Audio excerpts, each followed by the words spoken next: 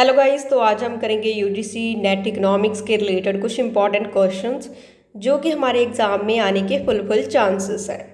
तो पहला क्वेश्चन है, law of demand is given bye. Law of demand किसने दिया? एल्फ्रेड मार्शल ने।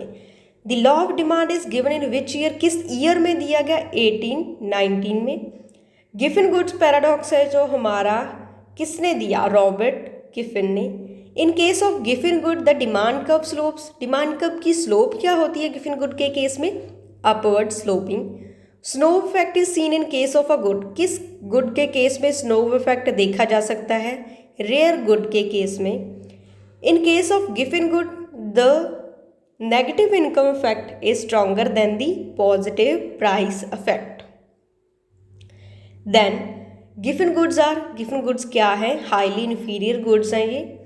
Exception of the law of demand are, कौन कौन सी एक्सेप्शंस है लॉ ऑफ डिमांड को related? Bandwagon effect, Veblen effect, snob effect, these are all of these. In case of substitute goods, substitute goods के case में क्या होता है? The price of one good increases, the demand for other good increases. In case of complementary goods के case में क्या होता है? Price of one good increases, the demand for other good decreases. तो इंडिफरेंस कर्व किस पर based है? Weak ordering पर। There are super normal profits in the perfect competition. ये क्वेश्चन हमारा आया था जो कैंसिल हुआ है पेपर, उसमें there are super normal profit in the perfect competition when, जब हमारी एवरेज कॉस्ट एवरेज रेवेन्यू से कम हो। Engel curve in case of inferior goods के केस में जो हमारी एंगल कर्व है वो क्या होती है? Downward sloping.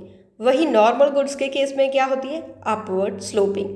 Degree of monopoly power किस पे डिपेंड है? ये भी क्वेश्चन आया था हमारा जो कैंसिल हुआ है एग्जाम, उसमें difference between the price and the marginal cost.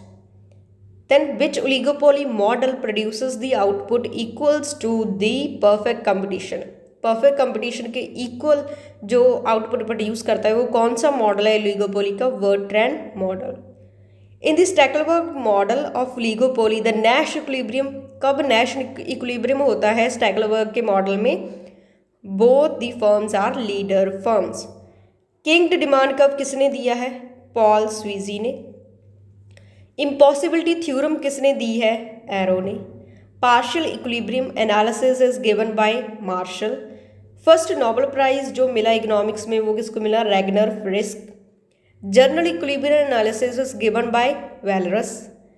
Who divided the economics into micro and macro economics में किसने डिवाइड किया इकोनॉमिक्स को? Ragnar Frisch. Principles of economics किसने लिखी है? Alfred Marshall. A good is said to be normal good. एक good को normal good कब कहा जाता है? जब डिमांड इंक्रीज हो with increase in consumer income. Demand is said to be perfectly elastic. Perfectly elastic हमारी डिमांड कब होती है? जब हमारी इन्फिनिटी हो elasticity of demand. Then the price elasticity of demand is equal to zero. जब zero की इक्वल हो तब हमारी डिमांड कब वर्टिकल होती है? जब cross elasticity of demand is greater than zero. जब cross elasticity of demand zero से ज़्यादा हो देन हमारी गुड्स हैं जो सब्स्टिट्यूट गुड्स होती हैं। इलास्टिसिटी ऑफ सप्लाई किसने दी है? एल्फ्रेड मार्शल ने। When the price elasticity of supply is greater than one, जब प्राइस इलास्टिसिटी सप्लाई की ग्रेटर देन वन हो तब हमारी supply curve starts from vertical axis.